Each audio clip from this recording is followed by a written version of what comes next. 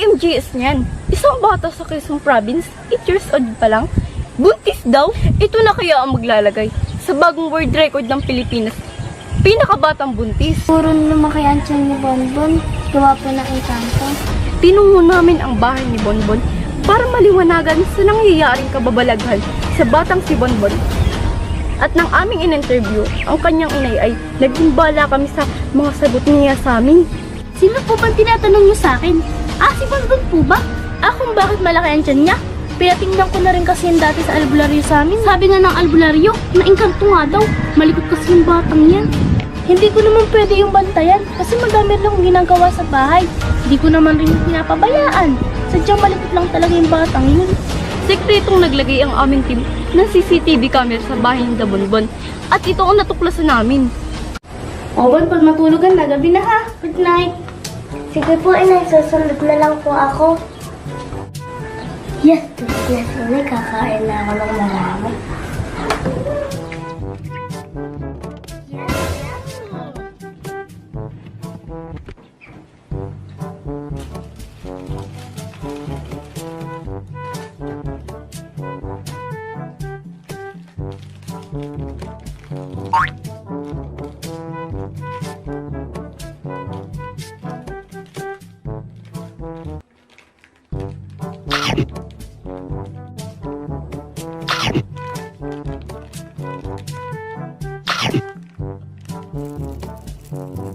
Hindi ko kailangan sa lagayan ng basura. Para hindi ako makita ng inay.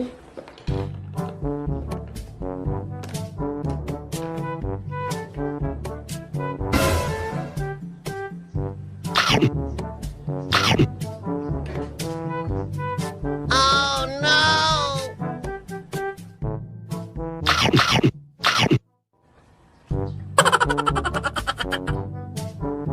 Oh no!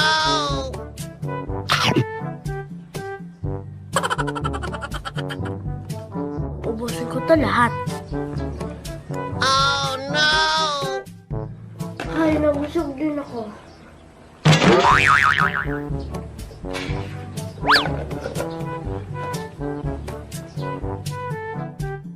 Makakatulog na din.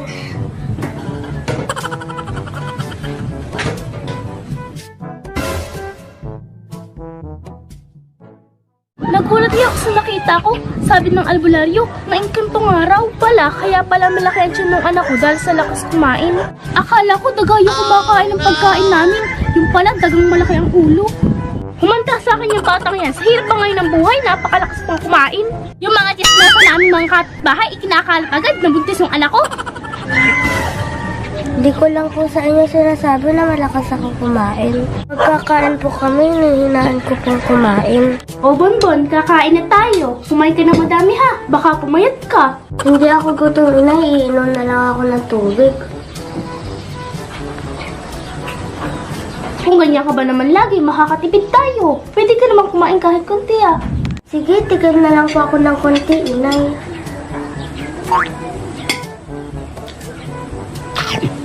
Pagtulog po silang lahat at walang nakakakita sa akin, tsaka po ako kakain ng madami. Kasi nagagalit sa akin si inay pag madami akong kumain. Kaya ayun, nagtatago po ako pag kumakain. Di ko na po uulitin at kakain na po ako kasabay ang nanay ko. Di na po ako magtatago pag kumakain. Tsaka saktong dami lang para di sumakit at chat ko at di lumaki. Anong natutunan mo sa nangyayari sa'yo? Yung engkanto, totoo ba na may kausap ka sa puno? Wala po, gawa-gawa ko lang po yun para maliwala sila sa akin. At hindi makahalata sa paglaki ng chat ko. Nagsisisi na po ako sa ginawa ko, patawad po. Hindi lahat ng chismis ay dapat nating paniwalaan. Hanggat maraming chismos sa paligid, marami tayong pag-uusapan. Pero, matuto tayong magmatsyag. Di lahat ng malaki ang tiyan, buntis agad. Di ba pwedeng busog lang pala? Hanggat sa susunod na talakayan at kwentuhan, ito po ang kanguso mo, Jessica Soto. KMJS na yan. Ngayong gabi, isa na ng misteryoso ang ating tutuklasin. Isang bungangerang ina na operahan daw sa bibig. Totoo kaya yun? O chismis lang? Dito sa liblib na baryo sa Quezon, usap-usapan ng isang nanay. na isinugod sa ospital dahil di daw niya maibuka ang kanyang bibig. At di din makausap, kinausap namin ang malapit na kapitbahay niya at nabigla kami sa mga sinabi nila. Halina't ating alamin ang buong istorya. Si Maring Wena ba? Madalas kami na magkwentuhan sa tapat ng bahay nila. Uy Mari, alam mo ba yung bagong chika? Yung bagong dahi dito sa atin? Pinagkakamalang aswang, kaya ikaw mag-ingat-ingat ka at baka kayo maaswang. Nalabas ka man din sa gabi, hala ka. Ako Mari, tigil-tigilan mo ko sa mga aswang-aswang na yan ha, at hindi ako dyan naniniwala. Tingnan mo yung buhok ko, puting-puti na. Sa tanda kong ito, maniniwala pa ako. Nako, o siya, alis na ako ha. Madaming chismis yan sa akin. Pati yung chismis sa kabilang barangay, alam niyan. Dahil sa pagiging chikadora na, naging close kami. At sa tuwing magkikita kami, buhay ng ibang pinag-uusapan namin. Kinausap pa namin ng isang kapitbahay para makuha pa kami ng mga impormasyon kay Aling Wena at talagang nakakagulat ang mga isiniwalat niya na kwento. Si Maring Wena, mabait naman siya. Kaso mahilig sa chika. Okay lang naman ako. Nga pala, Mare! Uy, natawag ka na. Yung anak mo ita. Kakain daw yung anak mo. Hayaan mo yan! Ito ko yung chichas mo pa dito eh. Uy, Mari, pakainin mo muna yung anak mo. Baka mamayat yan. Inay, umuwi na tayo. Hindi ka pa nagluluto. Magluto ka na. Uwi na. Ay, oo nga. Pala nakalimutan ko magluto. Sabi sa'yo, inay eh. Ay, Mari, mauna muna ako at magluluto pa. Kasi nagugutom na ito anak ko. Balita mo kapag may chika na ha. Mare! Sige. Ikaw kasi, tuloy wala akong isimisan. Kaso, may tinatago pa ng lihim. Pag umuwi siya ng bahay, lagi siya nagagalit sa asawa niya. Ikaw ko rin, napakakutugan mo talaga. Puro kainom, puro kasagan. Kaya ka pa magtitino. Wala na sa'yo kakainin. Humarap ka naman ng paraan. Madalas po sila nagtatalo sa pera. Porkit maliit ako, minamaliit mo na ako. Kasalanan ko bang pumili ka ng katulad kong gwapo? Tsaka hindi kita linigawan. Ikaw nang ligaw sa akin, kaya ngayon magtiis ka. Aanin ko naman yung gwapong katulad mo. Kung batugan ka naman. Kung alam kong ito magiging buhay ko sa'yo, sana hindi ako sumakasayaw. Narinig ko minsan sa galit na asawa niya. Ikaw talaga ganyan. Napakawala sa'yo mo talaga dito sa bahay. Wala na sa'yo kakainin. Baka bahala ka May naman bago maghanap na ng naman trabaho. kang Wala na sa'yo chismis na kakainin. masasaga. Tumigil kang babae ka, nang gigigil ako sa'yo. Maghanap ka na sa'yo ng trabaho. Ano mo tigil? Naisasarado daw ang bibig kapag hindi daw tumigil. Napupuno na talaga ako sa'yo. Pag di ka tumigil, sasara ko yung bunganga mo.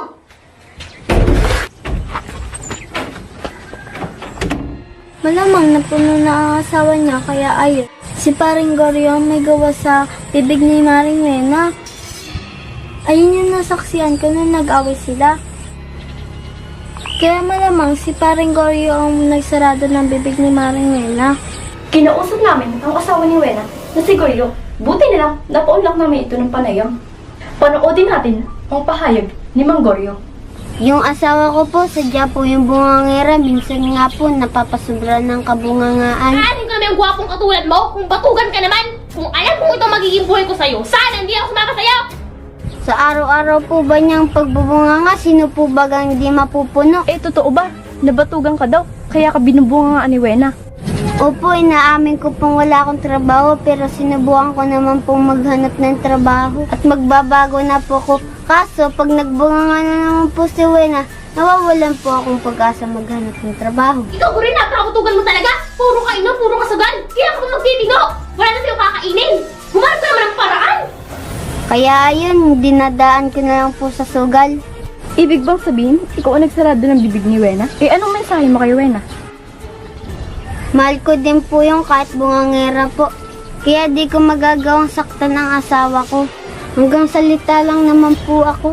Porkit maliit ako, minamaliit mo na ako. Kasalanan ko bang pumili ka ng katulad kong gwapo? Kahit ganito po ako, di ko po siya sinasaktan. Ngayong di ka na nagbubunganga, namimiss ko ang pagiging bungangera mo. Para maliwanagan ba tayo, kinausap namin ang anak nila na si Chacha.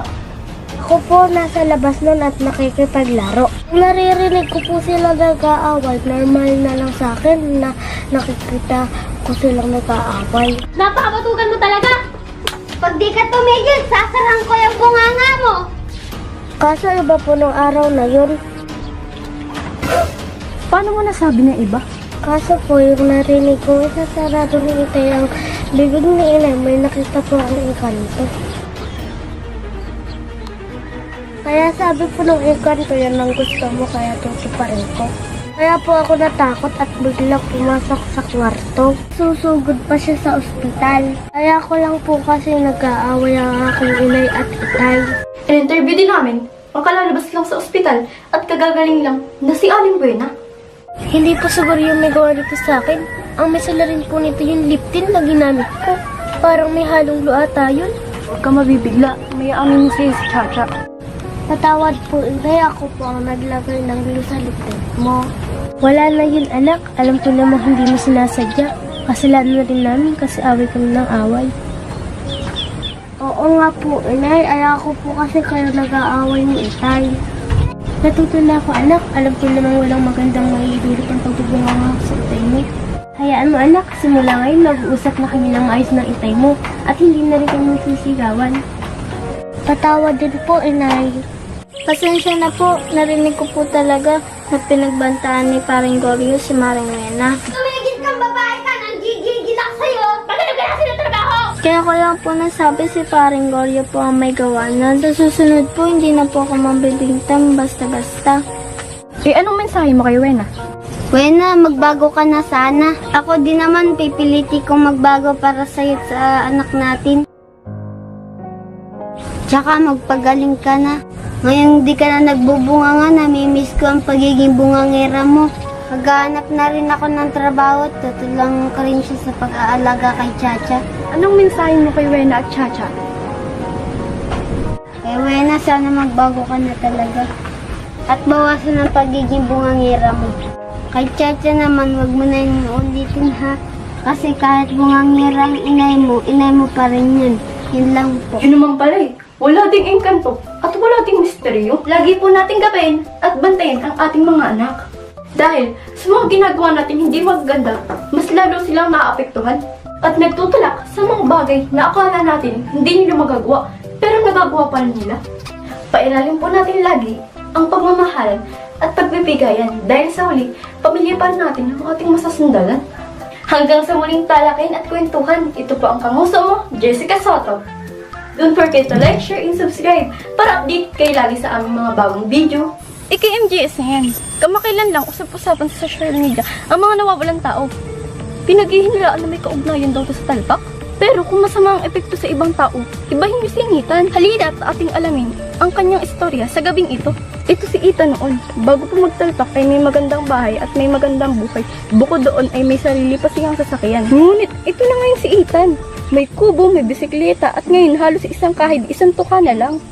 Pero bakit? Sa kabila ng lahat, masaya pa rin siya sa kanyang buhay. Amin munang kinausap ang kanyang inay at ito ang interview sa kanya. Si Ethan, mabait na bata yan. Kaso mga usong talpak na impluensya ng kanyang mga kaibigan.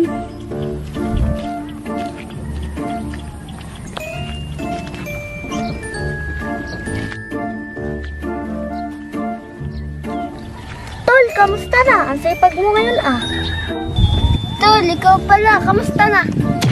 Ito, malapit na akong yumaman. Ha? Paano kaya yaman kung di ka naman nagtatrabaho? Diskarte lang yan, Tol. Ano naman yung diskarte mo? Di ko pala Tol. Siyempre sa talpak, Tol. Ay ako tol sa sugal tol. Malas yun sa negosyo tol. Alas ka dyan, bakit ako swerte, Tol? Naku, kahit ano pang sabihin mo tol, ay ako susubukan yan tol. Ikaw din, baka magsisi ka. Pero pag nagbago ang isip mo, dito lang ako, Tol, ha? Sige tol, busy pa ako. Lilinisin ko pa itong sasakyan ko at may meeting pa pati ako mamaya. Sige, alis na ako. Alala ko pa nga noong unang nanalo yan, sabi niya puro daw panalo. Pero hindi naman ako nagkulang sa pagpapayo sa kanya. Ayun, si Lily ang nakapag-influensya sa kanya na magtalpak, kaya simula nang naging matigas na ang ulo niya. Aling Maria, napakabungangeranan. Pagmanahin mo muna, natanggap ka niya kahit mahirap ka. At siguraduhin mo hindi talaga habol niya ng yaman natin. Kaya ako hindi nakakapunta basta-basta sa bahay nila, gawa niya. Pero sabi niya, ikaw daw nag-aya kay Nita na magtalpak. Oo, ako nga, pero hindi naman kami natatalo ni Ethan. Lagi kami panalo. Hindi po dahil sa talpak yan, yan po ang masasabi ko. Kung di dahil sa talpak, anong sanhin ng paghihirap ni Ethan? Pansinin niyo, kahit mahirap siya, nakangiti pa rin siya, di ba? Si Ethan lang po ang makakasagot ng lahat. Parang bigyan ng linaw ang lahat. Si Ethan na mismo ang kinausap namin. Ethan, maaari mo bang ipaliwanag? Sa kabila ng lahat, masaya ka pa rin. Ganito po naman kasi yun. Puro panalo po ako sa talpak, di naman po ako natatalo. Di pa rin naman po masaya kahit panalo. Patunayan mo muna, natanggap ka niya kahit mahirap ka. At siguraduhin mo hindi talaga habol niya ng yaman natin. Bakit mo nasabi yun? Ganito po kasi yun nung simula pong magkakilala kami ni Isabel. Kung dawin na ako dyan pare, hintay ka lang dyan. Naku, late na pala ako.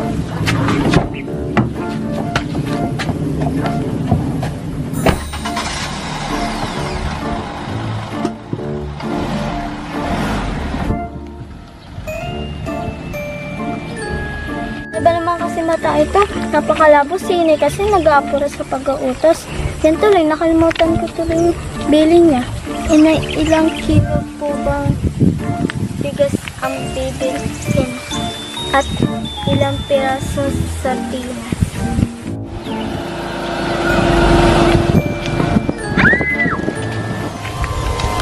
Ano ba yan? Kung kailan ako nagmamadali, tsaka may paanga-anga sa daan.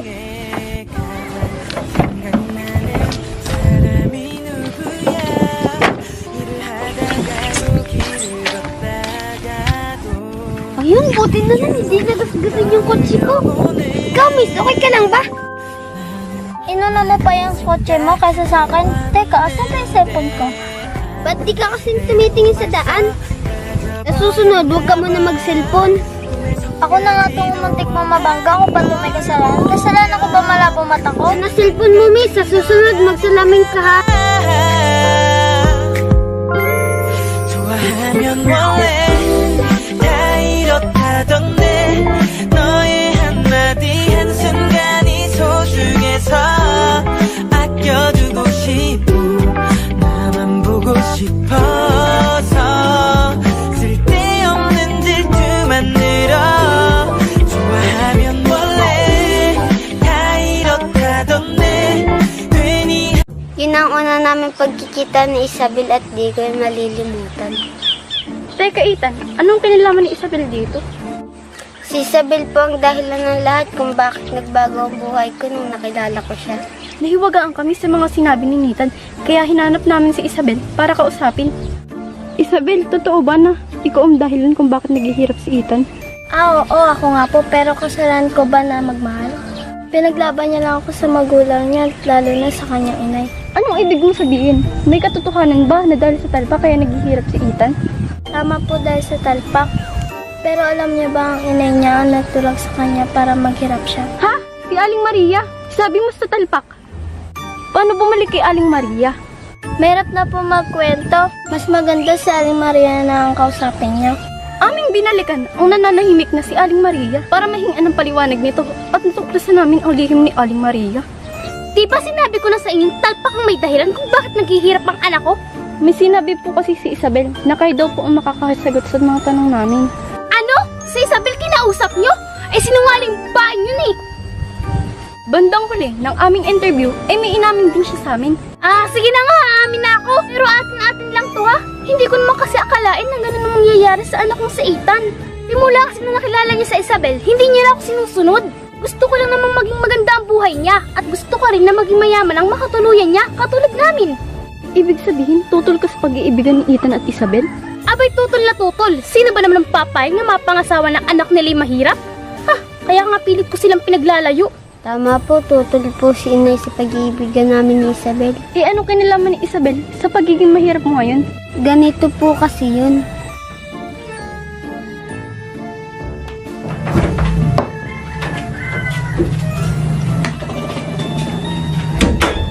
Mana po, inay.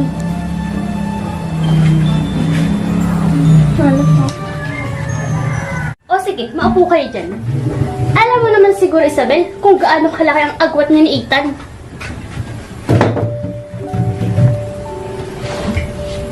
Nay, huwag niyo naman pong ganyanin si Isabel. Mahal ko po siya. Mahal? Mapapakan ka ba ng pagmamahal na sinasabi mo? Alam mo naman ang ayaw ko sa mahirap na katulad niya. Kahit po mahirap si Isabel, di naman po yaman ang habol niya sa atin. Patunayan mo muna, natanggap ka niya kahit mahirap ka. At siguraduhin mo hindi talaga habol niya ng yaman natin. Yun po ang nangyari. Kaya po ang ginawa ko, tinalpak ko lahat ng pera ko at bininta ko po lahat ng gamit ko. At bumuli po ako ng kubo para mamuhay ng simple. 너는 요즘 어때? 하루 중에 가장 생각나는 사람이 누구야? 일을 하다가도 길을 걷다가도 이유 없이 떠올려보네. 나는 많이 생각해봤는데 아무래도 벌써 Di naman po ako binigo ni Isabel. Kahit mahirap na ako, naandyan pa rin siya sa tabi ko. Mahal ko talaga si Ethan. 장난 같은 건 아닌가 봐. 좋아하면 원래 다 이렇다던데. 너의 한마디 한순간이 소중해서 아껴두고 싶어. Kahit ngayon mahirap na siya, tanggap ko pa din siya. Akala kasi ni Aling Maria, yaman ng habol ko sa anak niya. Nagmamahalan po talaga kami. At talpak po ang nasisi, hindi po totoo yan. Kahit mahirap na po ako, may natutunan po ako sa buhay. Madami po akong nagawa na hindi ko nagawa noon. Basta magsisikap ako para may taguyod ko pamilya ko. Sa malinis na paraan, kontento na po ako sa buhay ko basta nandiyan si Isabel sa tabi ko.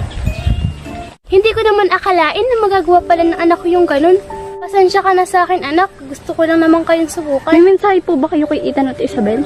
Ethan, anak, sana mapatawad mo na ako. At pinagsisihan ko na din lahat ng sinabi ko sa inyo ni Isabel. Isabel, alam ko madami akong nasabing hindi magaganda sa'yo. At madami rin akong nagawang kasalanan. Pero nagsisisi na ako. At handa na akong tanggapin kayo sa aking bahay. Handa na daw kayong tanggapin ng inay mo. Babalik na ba kayo sa bahay niyo? Napatawad ko na po si inay. Kahit baliktarin ang mundo, inay ko pa rin siya. Pero masaya na po ako sa buhay namin. At natuto na rin akong tumayo sa sarili kong mga paa. Sabay naming tutuparin ni Isabel ang mga pangarap namin. Napatawad ko na rin po si Aling Maria. Pero kung ano po ang desisyon ni Ethan, ginagalang ko lang po.